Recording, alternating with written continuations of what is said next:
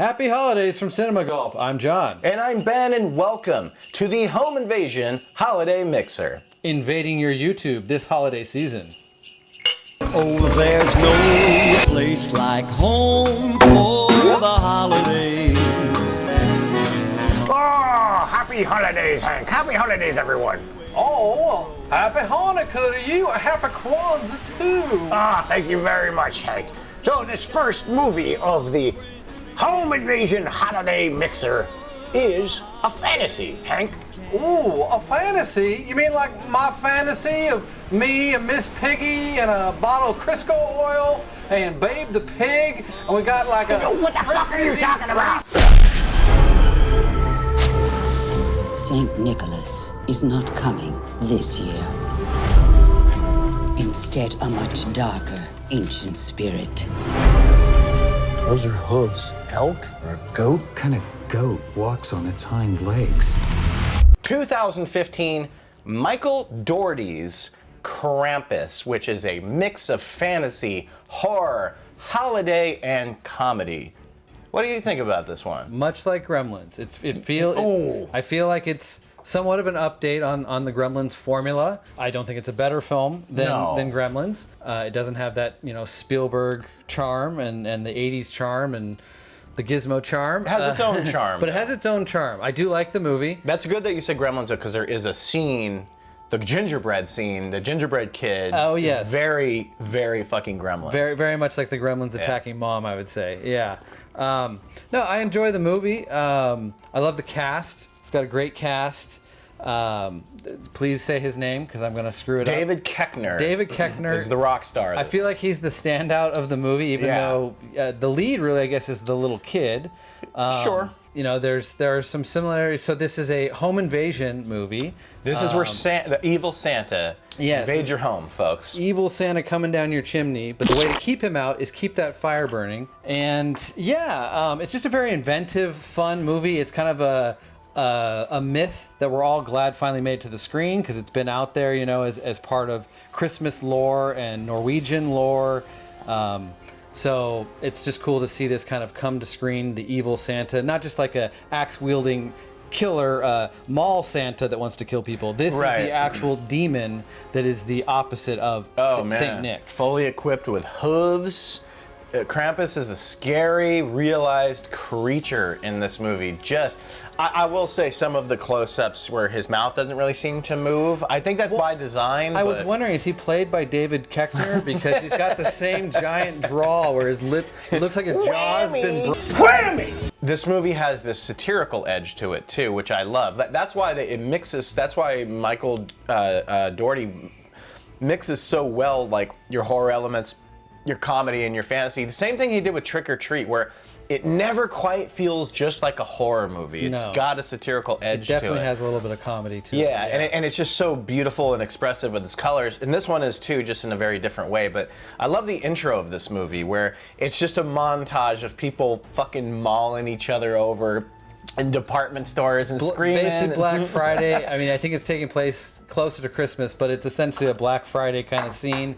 The mall zombies are out. It reminds me of the intro to Zombieland a little bit, just in the way that it's slow-mo and all the madness that's going on. There's so many great classic Christmas songs. Yeah. If you pick the right ones with the right lyrics for the visuals that you're showing, it just sets the tone really well. And this movie does a great job of that right from the start. It's got a couple songs actually in the first few minutes that really help set that tone. Knowing that it evolves into a thriller, horror movie, a home invasion, it does a really good job of being a Christmas movie first, and a kind of feeling like a family movie, a comedy at the holiday time, before anything crazy happens. It has your typical setup for a holiday movie. Family members you don't want over have to come over, and they're quirky and they don't fit in and they're dysfunctional and loud. Like David Koechner comes in. Shitter was full! I think it takes a good 40 minutes before you start getting any of the horror elements or monster show. But because you're wrapped up in a holiday movie. Which was amazing. It's to me it feels like those opening scenes where the family arrives, especially the way Koechner's character is. He's very Uncle Eddie. Merry Christmas! That whole intro feels very Christmas Vacation, which is my favorite Christmas movie. So it's like It's kind of an homage to that. It's an homage to Gremlins. Yeah. I feel like this movie is an homage to a lot of films of the past, of great holiday films as well. Yeah, and it's a good, a writer with good confidence that can allow you to fall into the holiday movie for the first 40 minutes and realize that you're going to be drawn into that, not sitting there going, when is the craziness going to happen? Yeah. Because you get drawn into the movie and you learn about the characters. Like, the parents start out as real assholes, like, and they kind of have, they have arcs, you know, like. I feel like everybody's an asshole in this movie. This is delicious, honey. A little dry. Well, mine's delicious. Mine's dry. Do you want to trade? And to be honest, the one casting choice that maybe I didn't watch enough of whatever show this guy's on, but Adam Scott feels a little bit out of place to me. I guess I don't buy him and Toni Collette as a couple very well. It's not really that his acting I think it's is an bad. age thing too. Yeah, I he's like the him one a that- lot in stuff. Yeah. And The he's two not of them bad together here. is a little. So he's Yeah. the one of the group that, and I guess he's supposed to be the straight man. He doesn't have some of the comedic moments that other people in the cast have. But he's just kind of the weak link for me in the cast. But I agree with you. Adam Scott, a little out of place in this movie, but he fucking rocked the Catalina wine mixer. It's the fucking Catalina wine mixer. So we've established that the family's kind of pissed off at each other, and then this crazy storm happens, and the electricity goes out, and the scene that really sets the terror is when they go out, when Keckner and Scott go out to look for the daughter. Yes. And or even before that, when you see the daughter and hiding under the car, and she sees sort of the Krampus, and we get that shit is nuts, and the sound design's so good. Yeah, the way they chose to introduce him, like hidden behind this blizzard, you can barely tell what you're seeing on the roof. And we've never seen a character like this, so you don't even know, like, what is that? It's just a big black shadow. But Yeah, you don't really know what you're looking at. Able to get closer to her. It's a little light on some of the terror, I guess, but I still feel like there's enough intensity. And we'll get into later, like what happens when you get into the home invasion part of the house when they're attacked by monsters essentially in the house. Those are the scenes that really does play up the horror to the max in this film. Well, and also the fantastical and stuff, like Yes. when the elves go in. But like, I kind of agree, but I think it was pretty terrifying and very intense, and I think it has so much to do with the direction rather than what you're seeing on screen. And then it gets light and fluffy, which I love. Like, you have the juxtaposition of like that Jack-in-the-Box thing, which is one of the most amazing practical effects puppets I've ever. It's so gross and scary and disturbing. Like, it's just, and the way it moves and turns and looks back at you, it's like, it gets so scared, tries to run when they're attacking it, and stuff it's like going that. through the fucking vents. That thing is amazing, and that scene is intense, but it's juxtaposed with David Koechner downstairs using like a cutting board to shield the nail gun that these little gingerbread men are. Yeah. And I love that scene. It's just, it kind of just it mellows everything down, even though it's still scary, I guess. This is where the home invasion element really kicks into high gear. They actually barricade the house. They get weapons to arm themselves. There's this giant shotgun that Koechner has in his truck that gets totally destroyed. So there's a lot of great scenes leading up to them holding up, but then it does go back into the comedy. The terror subsides a bit, and you get stuff with Koechner and his family, his two daughters, who are pretty funny at times, the way that they're played. The son, I love he has no actual dialogue in the movie. It's all his only audible moments is a burp and a couple screams as he's pulled up the chimney. If you're talking about the perfect home invasion movie, and yes, this one is like a fantasy, but it has all the stuff where you get blocked in, your power goes out. I love it how like there's snowmen starting to pile up in front of the front yard. The whole family no one wants to go out. They're smarter than that in this movie, thank God. They don't want to go to their own bedrooms. Yeah, they go to stay in sleep. They groups. all stay in a group and lay in the exact same circle. And this is where David Koechner's like, I will take the first watch, and he falls asleep. Yes. So all of those things. One of the little tricks within the home invasion element of this movie is they let the monsters in themselves. Yeah. There is delivered to the front door a bit earlier in the film Santa's sack. And Koechner and his wife, who don't know any better, think, oh, this is just our rich relatives getting gifts. Because who would think anything different? And so they just bring this Santa's sack into the house, but little do they know it's filled with presents that inside have many of these little monsters that appear later in the film. That's right, yeah. So they bring the monster into their own home, then they barricade themselves inside, basically. Our Norwegian grandma, who plays it like she doesn't speak English and doesn't know how to communicate very well, but knows what's going on right from the beginning, almost before it's even happening. She's expecting it to happen. She's expecting it to happen. And a key element that she's aware of is you just need to stoke the fire, because then Santa, or Krampus, cannot make his way down the chimney and invade your home. And all you got to do is keep stoking the fire and keep it going. But she never brings that. She just says one time, like, keep the fire hot. She says it when it's too little too late, almost. Pretty much, too, yeah. And so I'm a little annoyed that could have, basically saved the day. Well, but then there's like plot holes where the elves, who are pretty crazy and cool looking, just come busting through the window too. At a very convenient time. Well, it's kind of the climax, pretty much, or lead up to it. I love all the fantasy elements. Me and, too. The practical effects and the attention to detail. Yeah. The practical stuff, the colors used, like, just I love Michael Dougherty's like sense of light and like, yeah, I just think he's terrific. There's a great little animation to explain the lore or the history of Krampus through Grandmama. But I do think that the lore gets a bit muddled. As I was trying to ask you the other day about, how it affects the entire neighborhood, when really the boy, the lead, is the one who kind of brings this upon his own family by stop believing in Santa and ripping up his letter to Santa and tossing it to the wind. Yes. That's what brings this all on. But apparently their entire neighborhood gets wiped out by Krampus. When you introduce logic into this movie, the whole thing falls apart. I agree. Essentially, the family ends up trapped in a purgatory of being in their own snow globe, trapped in their home at the end. And Krampus has all these, you see his collection of snow globes that he's obviously collected for thousands of years, which is a really cool twist ending. Great scene, too. For a moment, you think that they are just going to pull this was all a dream, and the kid wakes up and his family's back and it's all fine. And I was super pissed thinking that it was actually just going to go that way. There's no fucking way Michael Dougherty would do that. No, it totally works in its own twisted way. And when you see that ending with them reliving or having that Christmas morning, and then they all hear the music, and I love it that it's not just the kid that realizes it and he's stuck in this purgatory and the family is like, like they all get a sense of what's happening. I love it that they all notice it and they're like, what the fuck, and then it pulls out. That's its own twisted thing. And when you realize that's what happened, you go, okay, Michael Dougherty didn't need to put gore in this movie, because that's not what this movie was about. It's about like the fate of your soul, sort of, Yeah. There's plenty of straight to DVD Krampus movies where he's pulling people's heads off their necks. Shit.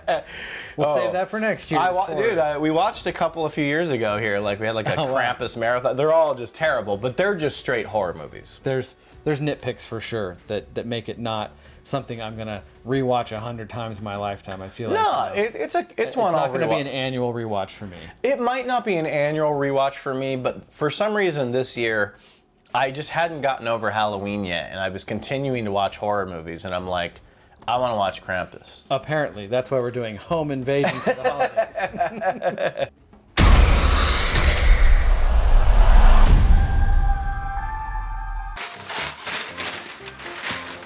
Joy to the world, Jesus is born. I hear this next movie, John, is about a Christmas baby. Yes, the most magical miracle of the season. What could be better on Christmas morning than a newborn baby? Aww.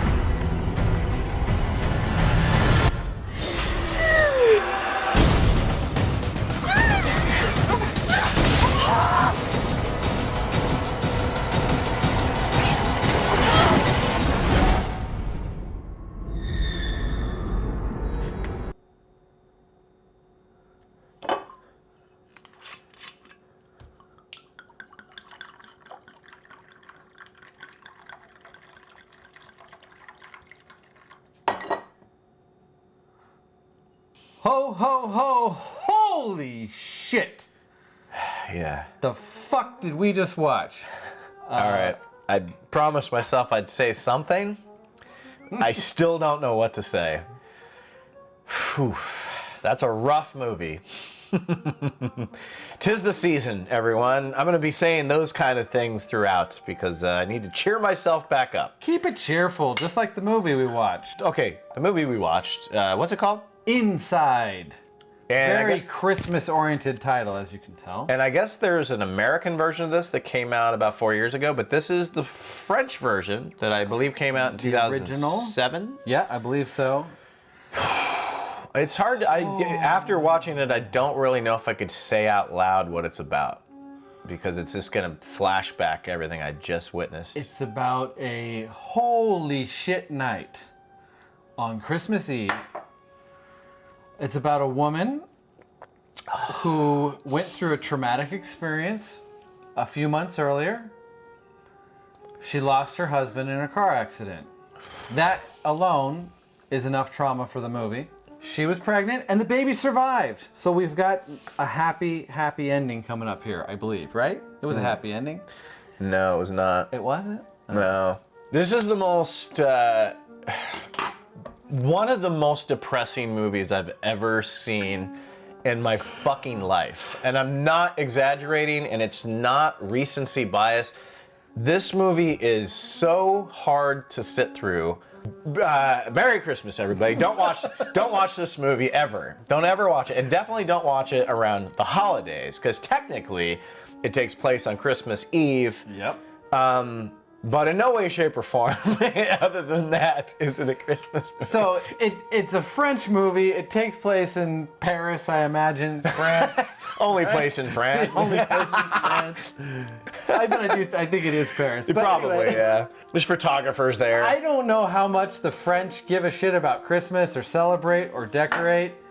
Apparently not much. But this movie, other than constantly people saying it's Christmas Eve, but not once in the hour and a half, hour 20 or whatever this movie is, do you see a Christmas decoration, a Christmas tree, a Santa outfit, nothing. There is not a single Christmas image in this movie, but it takes place on Christmas Eve. This is our second film in our home invasion holiday mixer. And it's the most home invasion of the home. It's the most home invasion movie maybe ever made.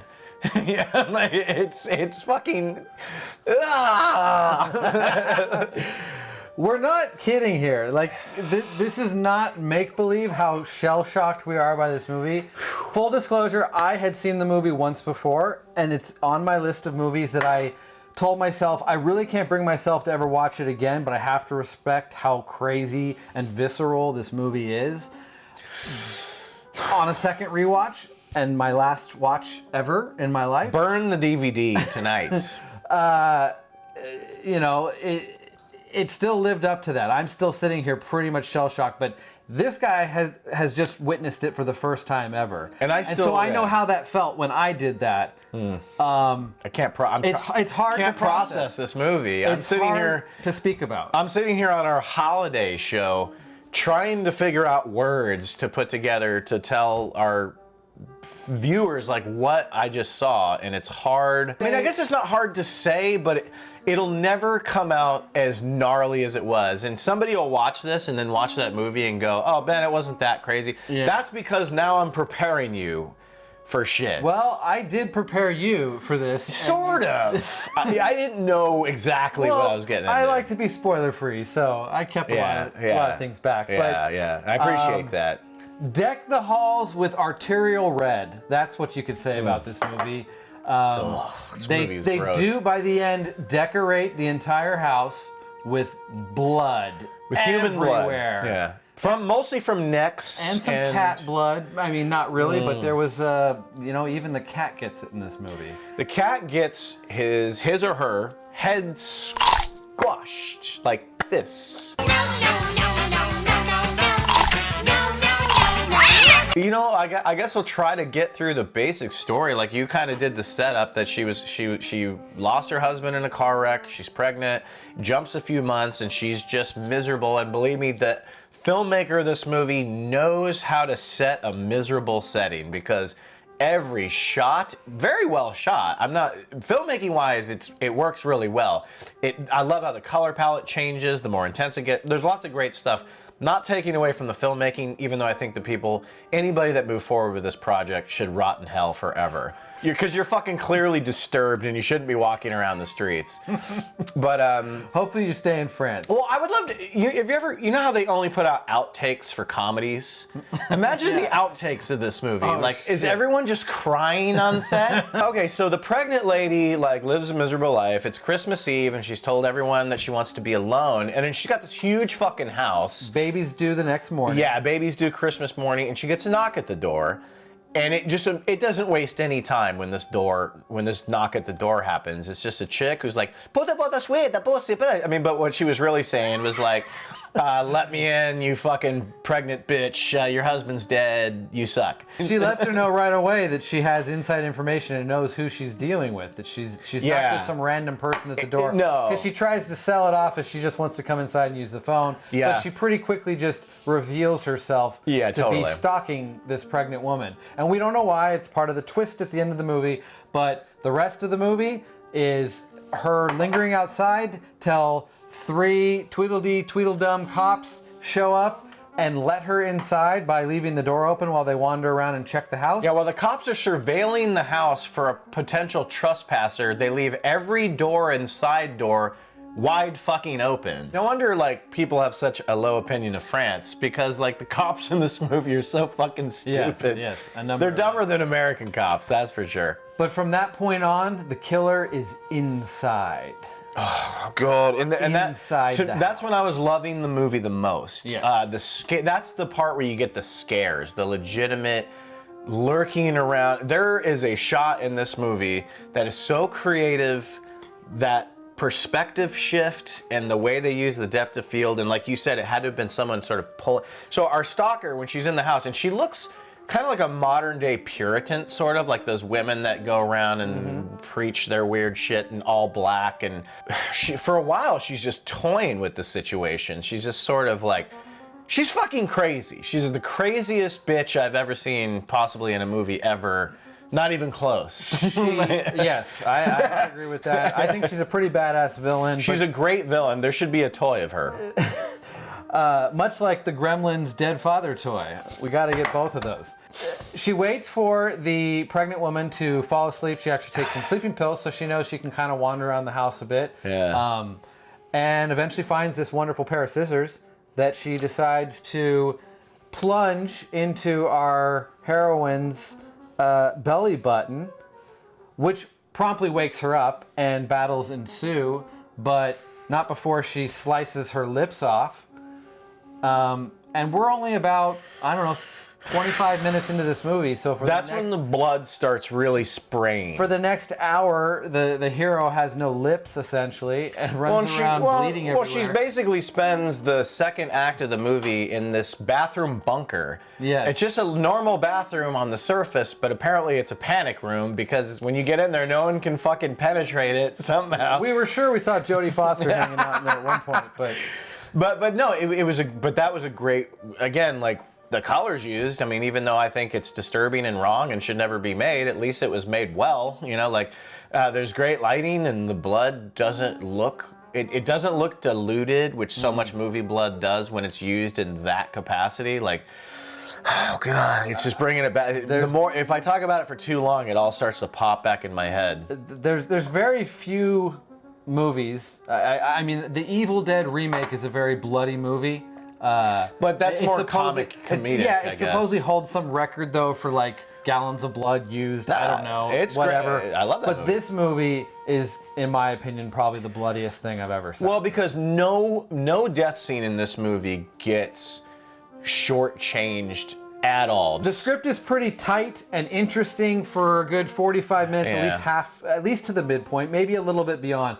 But then you start getting some pretty stupid decisions. One being that a number of times the hero or the pregnant woman could probably get out of the house if she just makes a break for it, and doesn't for some reason. Yeah. Tries to barricade in other rooms, go find weapons that take time off of her just escaping. And that just continues to happen all the way to the end. The movie goes off the rails from a screenplay standpoint in the second half big time. There's still a lot of visceral moments and violence and just insane stuff that's hard to sit through and watch.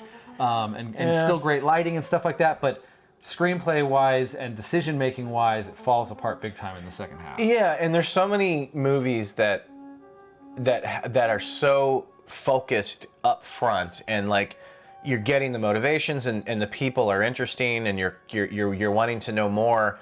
And then when it does that inevitable off the rail jump, you're just like, now you're just yelling at the screen. And it's like, I went from this movie from going like, oh my God, to just going, just how many times did I say, just go out the front door. It's right there. Go out the front door. Let's go try and see if we can get the power back on. That seems like a priority. Let's make a weapon. Yes. Just walk out the door. That's all you have to do. Makeup wise, there's some pretty great stuff. Oh, there's some gross turn. You got to turn your head in a lot of shit. Your protagonists and your antagonists are both in brutal shape by the end of this movie. I mean, I'm not going to give the full outcome of how it all ends and who lives or who dies, but they are both completely ripped apart to some degree. We're not going to spoil. Well, we said a lot, but we're not going to spoil the outcome of this one because, you know, our other ones, most people have seen this. You know, like, this one, if you haven't seen it, don't go see it. Don't go see it. Actually, maybe I will spoil it just so you don't go see it. Because now we're making you interested. Yeah, isn't that what we're here to do? It's one of those gut. Get it out, Ben. It's one of those gut punches that feels like you just went through something in your own life that just happened to you. It's just a movie. Those are just actors. But what happens in this movie, I just don't wish that on anyone. Like, I mean, obviously I don't. If you do, you're fucking insane. No. And I would love to get in the head of these filmmakers. At least the person. You want to be inside their head? What are you talking about, Ben? See what you did there. I'm going to have trouble sleeping for sure.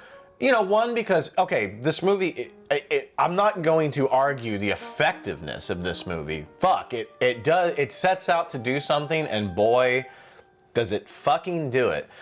In every way that I think it meant to do it. I just don't know, like, who wants to watch this? Like, who's it for? You and I both have an aversion to a subset of horror that is torture porn or torture horror. And this is not that. And that's what I wanted to ask you. Yeah, that's what I kind of wanted to ask you.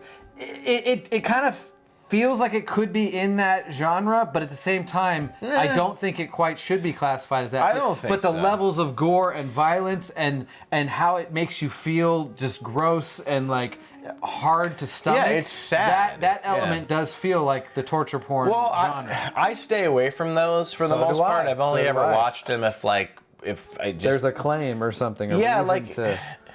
So I can't really compare it to those, but it does feel more like a slasher movie to me, like that takes place in a house. A home invasion? You could just call it a home invasion movie, but like, I know what you're saying because of the stuff that happens to people, but it's not, the torture porn thing is where people are like playing games with someone while like twisting their feet off or whatever. It's like, I don't know. Well, no, I will say this. It's never boring, this movie. Ever. That's very true. It's never boring, but that doesn't always mean a good thing. You know, like, I'm sure like people were never bored during the Holocaust, but it happened. You know, like, well, because they were always like, Happy Hanukkah. they're always filled with tension. Every second was like, what's gonna happen? What's gonna happen? Like that. Yeah, I don't know. Maybe I've been searching this whole review for one word to describe this movie. And it was Holocaust? It was Holocaust. Again, happy holidays. You've made a point, I would say, Ben, for sure. I'm not going to spend this review saying why you should watch it. I'm going to say what to do and what not to do if you do decide to watch it while you're watching it. Don't eat while you're watching it. Eat before, because you don't want to have an empty stomach. Don't watch it with any women. I mean, I'm sure there's women watching this, so you completely avoid it. And any men out there, don't invite your significant other, women, whatever, to enjoy this. I think for any women watching this, I think if you are on a date with a man, you could be dating him for 6 months, a year. If he sits you on his couch and he puts this movie on for you, get the fuck out of the house. But I do suggest it for children. It's a good kids. It's great for kids. Bring the kiddies in. I wasn't saying it wasn't good for kids. I'm just saying it wasn't good for me. No, I'd say 4 and above. Yeah. 4 and above is good. Yeah. Mommy, what happened to the cat? Does the cat's head reflate? Does it? Don't listen to any of what we just said. Do not watch this movie. But if you None of do, make sure you have plenty of alcohol. I'll say that. And weed if you smoke weed. Weed and alcohol will lessen the anxiety of this movie. Right? Exactly.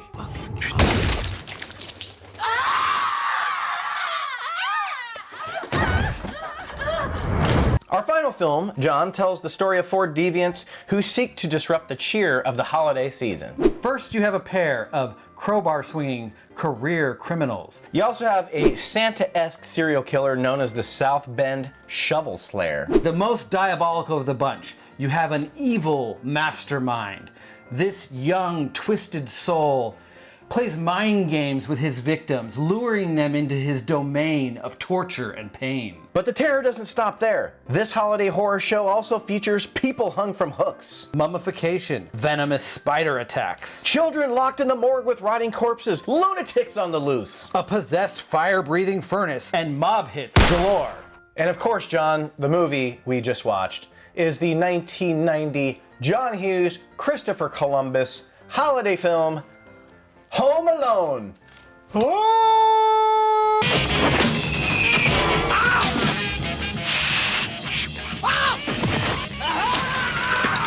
Home Alone. Yes, that is a true horror classic, in my opinion. Yes.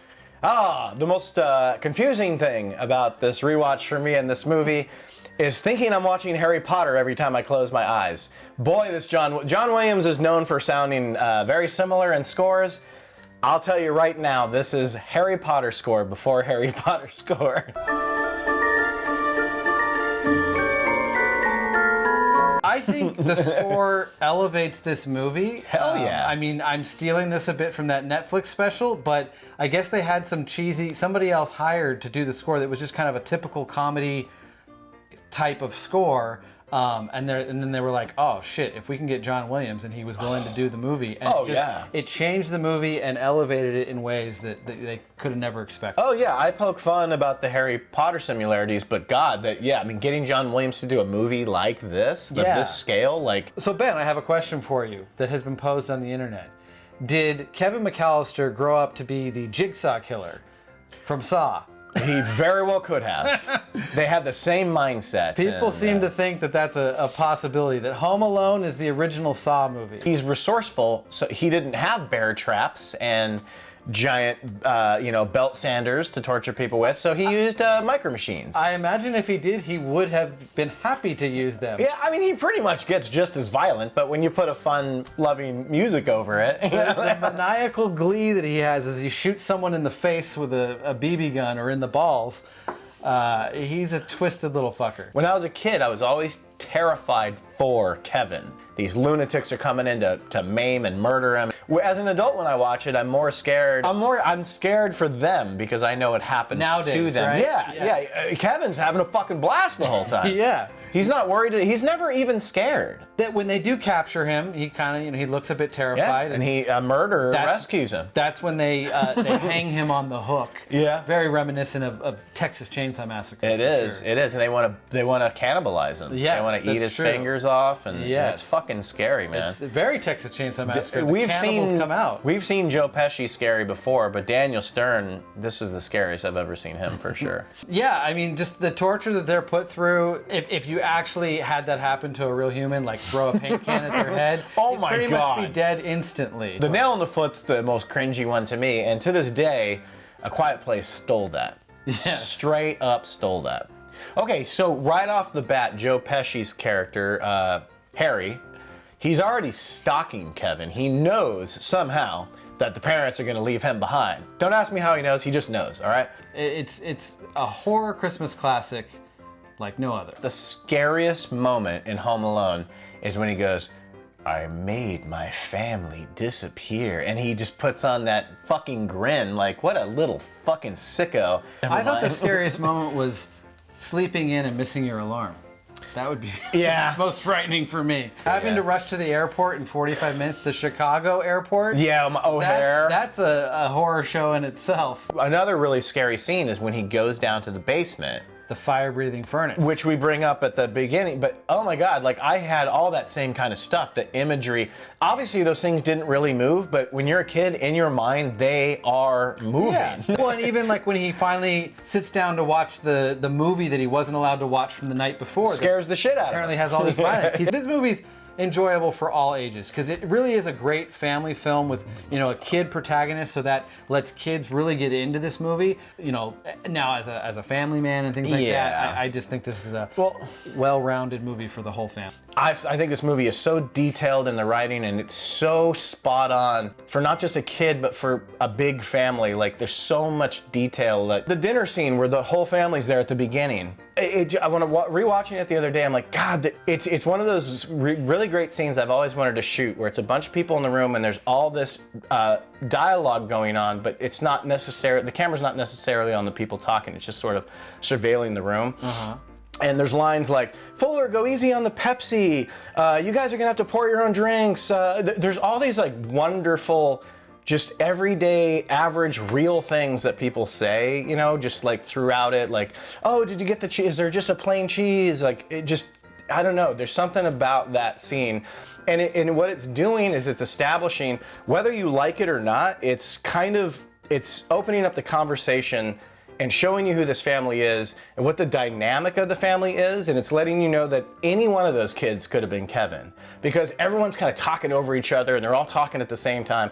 And that scene, whether you know it or not, establishes why they forget him, because there's so much going on and so many people, you know? As you're pointing out, like all these little details that really help sell why a kid could truly be left behind. Like, sure, there's you have to buy into certain things in the movie, but it does a really good job of selling why they forgot him and how it all took place. I mean, everything with the power going out and causing them to wake up late, and so they're rushing. The best thing really is the kid, the neighbor that comes over and gets head counted with his back to the sister. Yes, such a good detail. That's the thing that sells everything, and they don't make a big point of it. He's just over there asking his questions, playing with yo-yos or whatever he finds in the bag. It's just a neighbor kid. That quick moment where she touches his head. The other one is I don't even know. I think maybe I noticed it for the first time this watch, or it just really stood out to me this time, was the ticket being thrown away when they're cleaning up the Pepsi. The first time the dad grabs a bunch of napkins to cover all the tickets, he accidentally throws a single ticket in the trash can. Dude, that's right. And that's so key to why they would miscount when they got to the airport and the final moments of getting on the plane. And you don't see any of this shit when you're a kid. You're just like, oh, these are shitty parents that left their kid. Yeah, great setups early in a film, or even if it's a setup that's just going to pay off a few minutes later. But it's like a subtle setup that you know, you have this great reward when you finally get a nice payoff later in the film. And this movie's filled with them. Even points of like, hey, I can't watch the R-rated movie, and when he's left at home, you get to see what that was. And then he utilizes it throughout the movie. Yeah. It's like, it's got all kinds of wonderful things in it. Yeah, it does, and that's one of his early fears he has and gets over, because the movie scares the shit out of him when he didn't think it was going to. And what kid doesn't love a big, hot, steamy, fucking Chicago cheese pizza too, you know? Hell yeah. That's the first instance of him torturing somebody who's just a 16-year-old pizza boy who doesn't get a tip, which is the first big fuck you that he gives them. And then he torments them with that movie and fireworks. Or he doesn't use the fireworks in that scene. He uses it when the wet bandits show up. He uses it to make because he's got to ramp it up and sell it more, But I love all of those smaller characters. Like, we're talking about the pizza boy. John Candy. John Candy. We sold 623 copies of that. The Santa Claus. Let your little paw there. Yeah, he gives him the Tic Tacs and then his car won't start. It's just like, those are blowing the smoke away. Little details. This rewatch, I realized Hope Davis plays the French stewardess or whatever, or the French flight attendant that's trying to help. If you want to stay at the airport. Which, now that I realize that, it makes me realize how fake her accent is. Yeah, it's movie making, so I don't think I ever watched it going, oh, these scenes were shot in France. I mean, yes, they're not shot in France, but it kind of ruins even the effect that they ever went to France when you're like, wait, Hope Davis is the one on the other end. Well, they couldn't get a French actress for that one scene? I know. Now, if you want to stay at the airport, maybe we can get you on standby. But then you have like the old couple, or a great little couple that she gets the ticket from. You got a whole shoebox full of them dangly ones. I love all of those little characters and their little moments. Catherine O'Hara is amazing. She's the heart of the movie for sure. John Hurt, he doesn't really, as much as I loved him as an actor, God rest his soul, he doesn't really have any character traits. He doesn't care that much that they left him behind. Not really. No. I think one of the best performances is definitely the fucking Shovel Slayer. Like, he's excellent. He's that pretty guy. great. Yeah. I don't know who that is, but No. Well, he does remind me of someone, but he's an old man. One thing that bugs me in the movie, on this rewatch especially, how much it stands out. Well, he's in the church with Santa Shovel Slayer, and the bell starts ringing in the church, and he realizes, I gotta get home. And if it was 8 o'clock, it rings 8 times. So he spends, from the time he leaves the church to the times the Wet Bandits show up at 9 o'clock. They say 9, right? Yes. He does all of that shit to prepare, including make the stairs freeze. He's got an hour. And then he still has time to sit down and make his little Kraft macaroni and cheese. But he doesn't eat any of it. He doesn't get a chance, but... You're so right. I always think about that. He does all that so fucking... And he draws the plan, I think, in that amount of time, Yeah, too. you would think he would have done that before he went to the church, you know? But no, it's funny. Your problem with it, I completely agree with. My problem's the same thing. There's a timing and pacing issue with this movie that doesn't... My big issue with the movie, and it's always bothered me, is how when Catherine O'Hara shows up in the morning, the rest of the family gets there 1 minute later. It makes no sense. There's a line from John Hurt. He goes, we took an earlier flight. How would they not? It makes no sense. There's no way they would show up 1 minute later. Maybe 3 or 4 hours later. She does say that she's gone.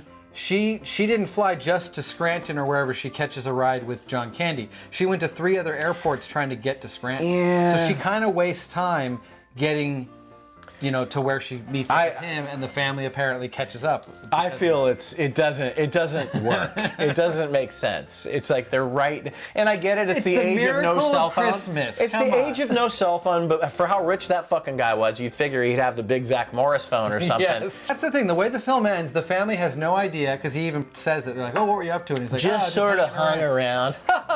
which obviously there was this whole night of adventure and fighting off criminals, but I kind of feel like, well, the movie, again, does a good job that he smartly, apparently, uses the neighbor's address when he calls to the police and says, hey, come to this house, and goes to that house. And so he basically leads the criminals there so that there's no sign they were ever in his own home and that there's no connection to the police. Because that's what, while it was wrapping up, watching it, I was like, wait, aren't the police gonna have to talk to him or no? He did want to know where his parents are? He was talk to them the next He was really morning? smart, but he actually figured that one out. Yeah, which is actually he got out scot-free, and I do love that fucking self-congratulatory wave that he gives Harry at the end. That just sold the movie right there. Like, he was just like, I just fucked you guys so bad. But I can't help but think, I know we have a sequel, and there is a bit of revenge taken in the sequel, but I don't mind the sequel. No, I like the sequel, but in a real sense, that wave to a guy who's going away based on everything would come back and murder you. At the second he's out, he would find you and fucking kill you. Yeah. And another good detail is when he does go to that house, that's the house that they hit before, and Marv had turned on the thing. So when he goes down to the basement, it's like a foot deep of water. That's a nice detail. Yep. Yeah. I mean, clearly they knew that ahead of time. They could have had him go to some other neighbor's house, but it was funner that they went there and you see that what those assholes do to people's houses. Based on their plan and schedule for the week, any house on that block may be in the same situation. Yeah, so think about how bad they fucked people, like, for the new year. They just ruined their homes. They tore families' lives apart with their destructive ways. So what if they slip on some fucking micro machines? They fucked people's plumbings and floor. I mean, think about the florists. New carpet? Fuck you, man. I'll fucking iron the shit out of your face. Do that to my house. I do have a similar complaint with this movie that I had for Krampus. Too much screaming. All the fucking... Marv's scream is way worse than the second one, too. It's ramped up even further. The spider. It's kind of the funniest part of the movie. I'm sorry. If I had a house like that, and I lived in Chicago again. I spent 2 Christmases in Chicago, and they were 2 of the best Christmases of my life. And I lived in a tiny little brownstone garden apartment building in college. And I loved every second of it. if I had a house like that in the suburbs of Chicago, I wouldn't go to France on Christmas, and I certainly wouldn't go to Florida, which they go to in the next movie. What the fuck are they thinking? Like, you're robbing your kids of these child memories of Christmas. Yeah, I thought he was going for business in this film. No, in the first one he's just going because his brother moved out there, and the daughter still goes to school in America, so she hasn't moved to France yet. She's the one who's like, you les incompetents, because she's learning French to move back out there. Yes. It's kind of depressing, actually. This poor teenage girl has to go move to France and get hit on by freaky French dudes. Home for the holidays. Exactly. Until the criminals get inside. Are you here all alone? I'm 8 years old. You think I'd be here alone? I don't think so. Thank you everybody so much for watching the Home Invasion Holiday Mixer here at Cinepscope. I think I hear someone on the roof. Oh my god. Everybody, please click like, subscribe, tell your friends, share this, and smash that notification bell. Holy shit, I think they just smashed the window. You know where to find us, Facebook, Twitter, and Instagram. Thanks so much for watching. They're coming down the stairs. We drink your cinnamon. Get out of here! My name is Chris Kringle. I make that pussy jingle. Hoes at the north pull my pockets full of symbols. Hey, they always ask why I send up so jolly. Because I got the address to every naughty hottie.